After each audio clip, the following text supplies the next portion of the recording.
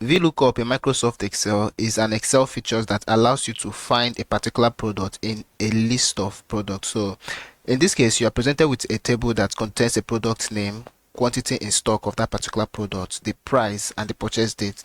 Now this product has about 30 products here. So let's assume you have a large file that could be up to 1,500 and you want to get an exact value for a particular product. That is when you use a VLOOKUP. For instance, here we want to find the quantity in stock for this product, and then we don't want to start searching them manually here. So for you to use a VLOOKUP, the first thing you have to do is enter your equality sign. So when you enter your equality sign, type VLOOKUP and then click on the suggestion here. So when you click on the suggestion, you will see different arguments that are needed for VLOOKUP to work properly. And then the first argument here is lookup value. Now the lookup value means that particular data that you want to get the quantity that is in stock. So now this is the one we are looking for now, which is smartwatch. So that is the lookup value. So after selecting the lookup value, click on comma to separate it. Then the next argument here says table array. That's table array. Now it is, so table array is just like the list of the table where you want to find this data. Now this is the table where we want to search this data. So I'm going to select everything in this table.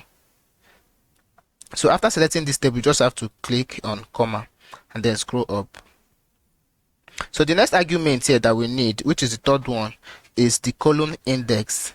Now column index means the particular column that you want to find this. Now what we are looking for is the quantity in stock for this smartwatch.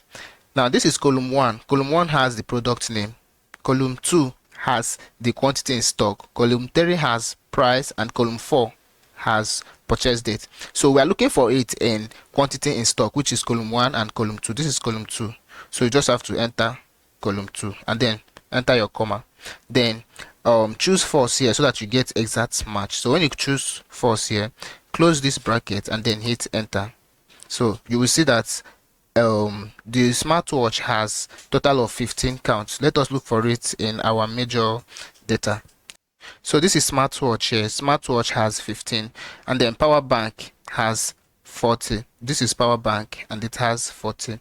Desk lamp. So this is desk lamp. Desk lamp has 21, as you can see here.